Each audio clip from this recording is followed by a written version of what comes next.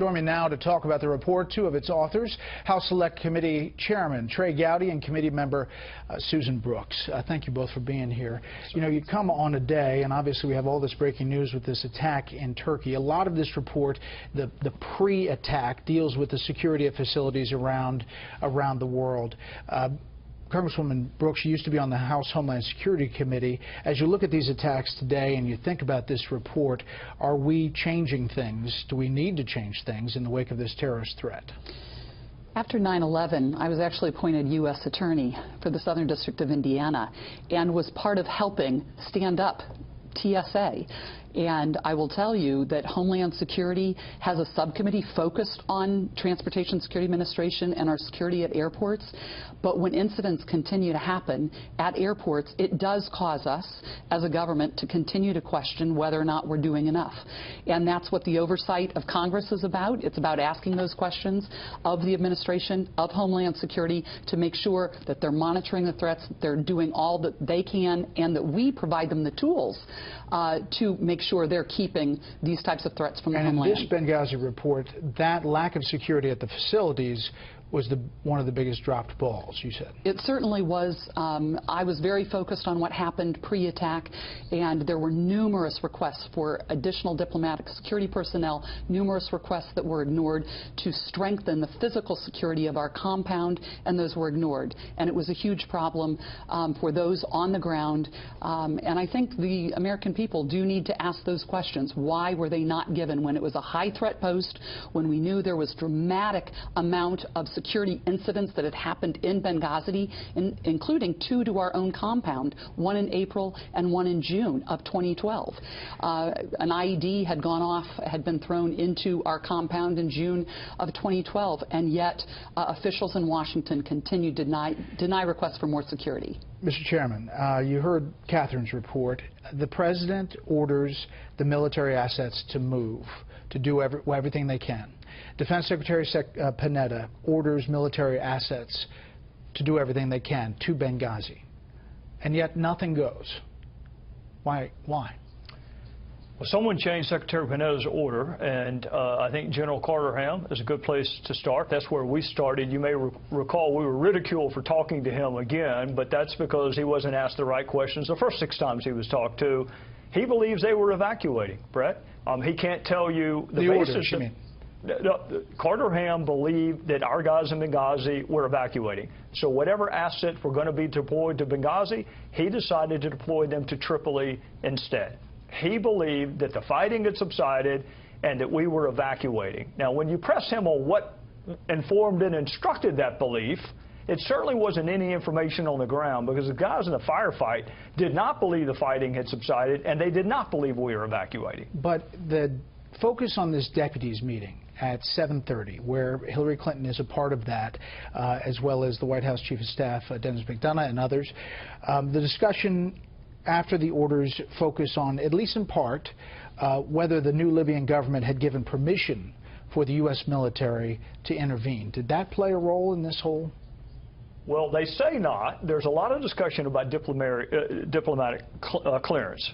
They say not, but yet it's interesting, no wheel turned until we got diplomatic security clearance. So they say it wasn't an issue, but nonetheless, no asset moved until that permission was acquired. So I would rather have the argument that it was an issue because nothing happened until they secured it. Well, Mr. Chairman, I want to just put up the New York Times assessment of this. The headline reads, House Benghazi report finds no new evidence of wrongdoing by Hillary Clinton. It is not alone in that headline, and you're getting a lot of people saying there's no new evidence. Well, the New York Times made up their mind about a year ago when they called for our committee to be disbanded. And if you had believed the House Democrats in the New York Times, you would never have known who evacuated us from the annex. You would never know that no asset was headed towards Benghazi. You would never know that not a single wheel was turning when the last 2 Americans were killed. You would not know the corroboration that Secretary of State was going back to Libya in the fall of 2012. You would not know about the $20 million fund that she approved in August of 2012 before our facility was attacked in September of 2012. read the report. I wish the New York Times had read it before they wrote the headline. So when you hear, Congresswoman, that nothing's new in this report, what do you think and what's your response? Well, I certainly hope that the American people read the report. What do you take away from it? What's most important for you? Well, besides what our chairman said about the military posture and the fact that they were not only not prepared to respond, but then that they did not respond to Benghazi, I think the failed policy in Libya, and the fact, and even President Obama admitted that the worst mistake of his presidency was by failing to prepare for the day after. All of the focus of the State Department was on toppling Gaddafi. And toppling Gaddafi, during the hearing in which I questioned Secretary Clinton, there was a massive amount of communication that went to her from a number of people about prior to Gaddafi falling. But after Gaddafi fell, there was very little attention given to the people who remained there, our people, in Benghazi, in Tripoli, and then in Benghazi. You say in this report that there's the Gaddafi people who, allies, essentially, who rescued our people. But you also say that the only guy who's been arrested, Abu Khatala, who's now in custody, was standing next to one of the people who rescued our guys from the annex. Well, those are two different groups. He was standing next to a different Libyan militia. They left. They left to go on the other side of town to get more weapons. Khatala was standing next to the head of a militia who did not lift a finger to help our guys evacuate. One of our guys working the phone had to call a group no one had heard of before. They weren't familiar with. That's who came and saved our guys. It wasn't any of the groups that we were building relationships with over the past 18 months. So those are two separate groups, Brett. The bottom line here, you were asked today whether Secretary Clinton had lied, and you declined to talk about that. But yet a few moments later you said Susan Rice, in your judgment, had made up things out of whole cloth in those 5 Sunday talk shows talking about that. So people are wondering, are you somehow bending over backwards to avoid the politics of this presidential race by not characterizing what you see as misstatements by Secretary Clinton? I don't think so. I was not asked to investigate Secretary Clinton. Susan Rice was the person that they chose to send on 5 separate talk shows. So there's a lot of fodder to critique from her.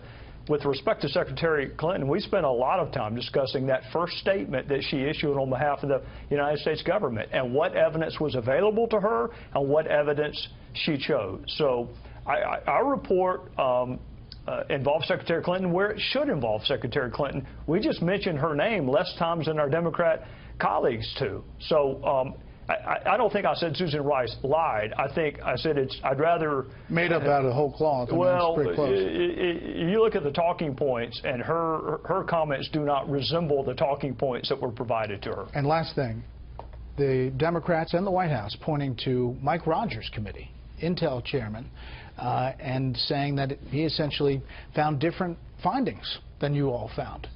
Are you saying that his report was not good and that people shouldn't take him seriously? Yes. Well, they can take him seriously if they want to, but 2 of his Intel committee members were on our Benghazi committee. They didn't sign his report. They signed ours. You don't issue a final definitive report without interviewing eyewitnesses. He didn't interview the eyewitnesses. He didn't even interview the guy that we found that told us who evacuated our folks from the annex. And those who did interview, he interviewed them in groups. And as a former U.S. attorney and a former federal prosecutor, you never interview witnesses in groups. So I'll let Chairman Rogers defend his report. 2 of his HPSI House Intel Committee members were also on our report. They didn't sign his. They did sign ours. Is this the definitive word? And I would say 9 people, our investigation, we interviewed over 100 people, 9 of whom were actually eyewitnesses to the attacks that had never been interviewed by any congressional committee before. We interviewed 81 people who had never been interviewed by congressional committees. And so while the other committees that had worked on this, their work product was not complete, and I believe that if people will take the time, and as the chairman have said, the time it takes to read this report, and while it is long, is actually less time than the brave men who fought in Benghazi, fighting for their lives. And so I hope that the American people, as they come to decide facts. We presented them with the facts. We hope they take away conclusions that will indicate to them what really happened there in Benghazi. I'm very proud of the manner in which this investigation was conducted. I think most of the witnesses thanked us for the manner in which the investigation was conducted. Yeah, you heard the father, Charles Woods, say as much. Congresswoman, Mr. Chairman, thanks for coming in. Thank you.